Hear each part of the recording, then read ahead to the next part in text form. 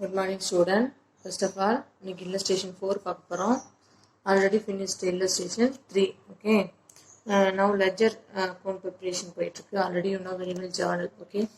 First of all, Tamilanban started book selling business is 1st January 2018 ஒரு book start பண்றாரு selling books. Following are the transfer of book places of business month of January 2018 அந்த புக்கை அந்த business start பண்ணுறாரு. Journal entries is to the ledger account. அந்த journal entry என்னவா மாற்றுறாரு அப்படின்னா லெட்ஜர் அக்கௌண்ட்டாக மாற்றுறாரு. ஓகேங்களா? First of all started business with cash 3 lakhs.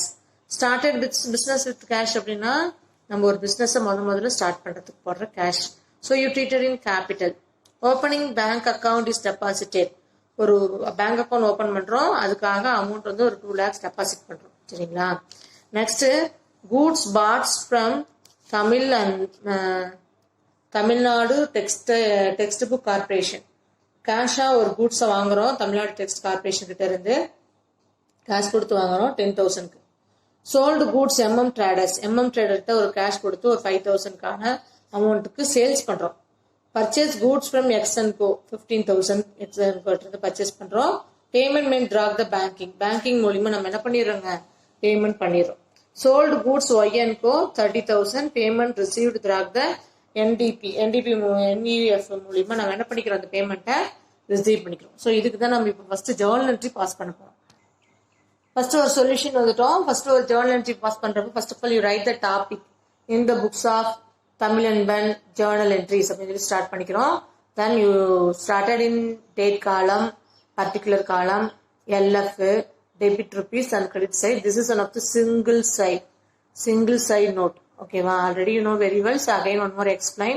Single side you note, you take and do that sum. Okay, first you write the date 2018 January 1 என்ன நடந்துச்சுன்னா started business with cash. So ஒரு பிசினஸ்க்காக cash ஒரு 3 lakhs போட்டு start பண்றோம் அப்படின்னா first what you do, cash account data to Tamilanban capital account. Okay, first ஒரு கம்பெனிக்குள்ள ஒரு amount உள்ள வருது அப்படின்னு சொல்லி பார்த்தோம் அப்படின்னா அதை நம்ம என்னவா ட்ரீட் பண்ணிக்கணும் அப்படின்னா கேபிட்டலா ட்ரீட் பண்ணிக்கணும். ஸோ அப்ப cash is inside of the company. So என்ன நேம்ல வருதுன்னா கேபிட்டல்ங்கிற நேம்ல வருது. So what comes in, cash is comes in. So this is one of the real account format. So this is one of the nominal account format. Okay, so capital is inside of the company. So debit the capital account. Then nominal account, all income and gain in credit side. So this is one of the gain or income. So credit side la posting போட்டுக்கிறோம். Second, cash deposited with the bank. ஒரு பேங்க்ல நம்ம certain amount வந்து deposit பண்றோம் 2 lakhs. So யார் receive பண்றாங்கன்னா bank is one of the receiver. This is one of the personal account. Personal account அப்படின்னா என்ன rules? Debit the receiver, credit the giver. So who's the receiver? Banker, one of the receiver. So banker account is debit. Okay.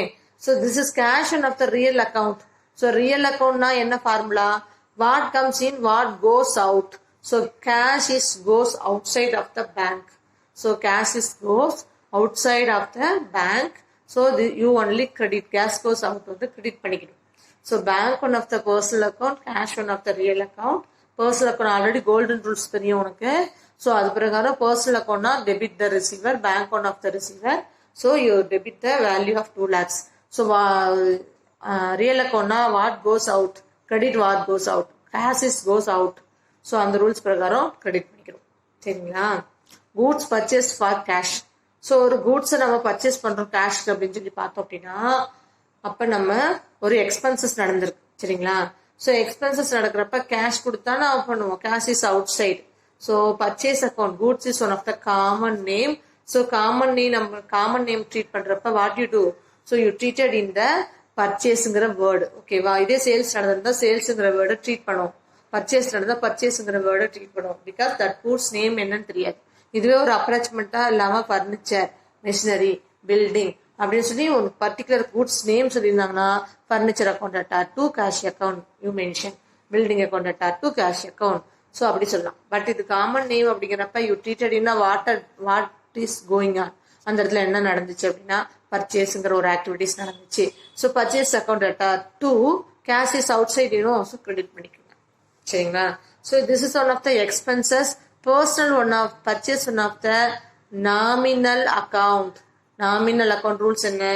All expenses and losses treated in the debit side posting. Purchase of the expenses, you treated in the debit side posting. Then what goes out? Cash is goes out. Already told you know real account. So real account la cash வெளியில போகுது அப்படின்னா credit பண்ணிக்கணும். சரிங்களா? Next goods sold for cash.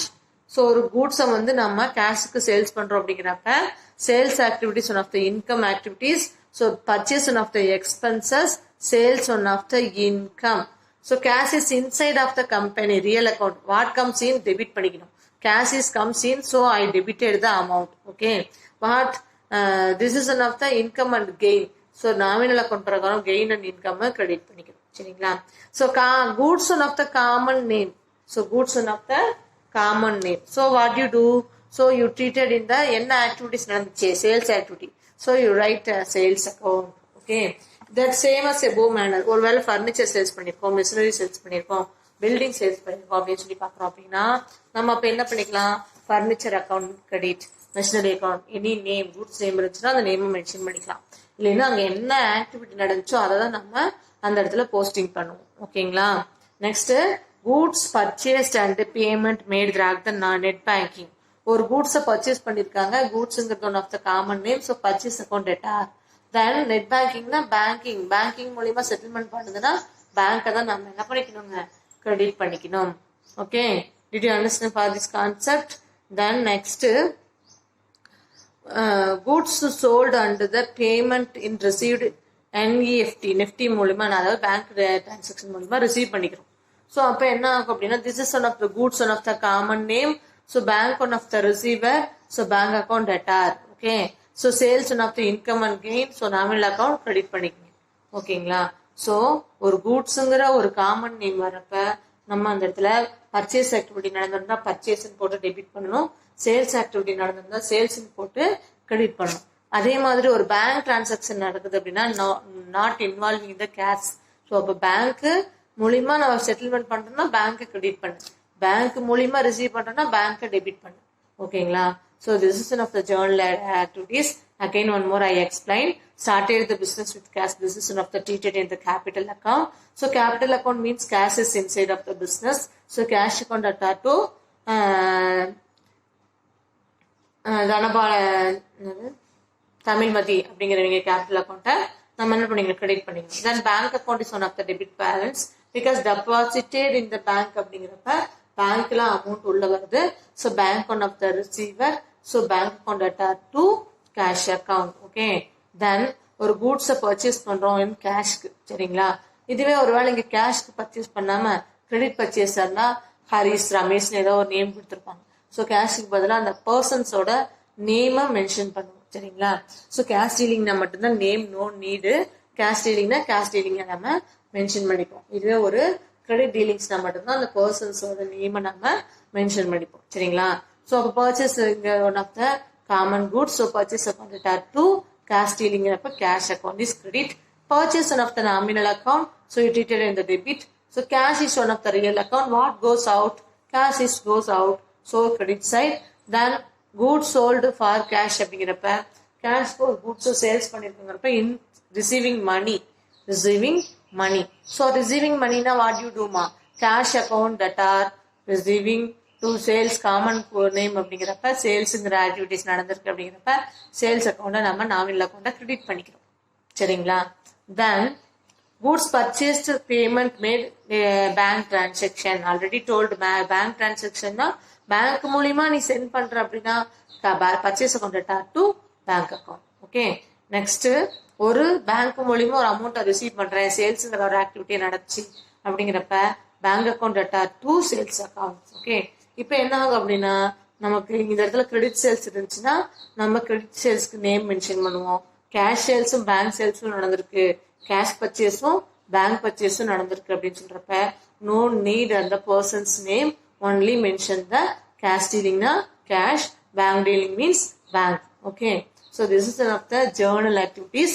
இந்த ஜேர்னல்ல என்னென்ன டாபிக்ஸ்லாம் இருக்கோ அதை நம்ம லெக்சரா மேக் பண்ணுவோம். One topic one side one time தான் வரும்.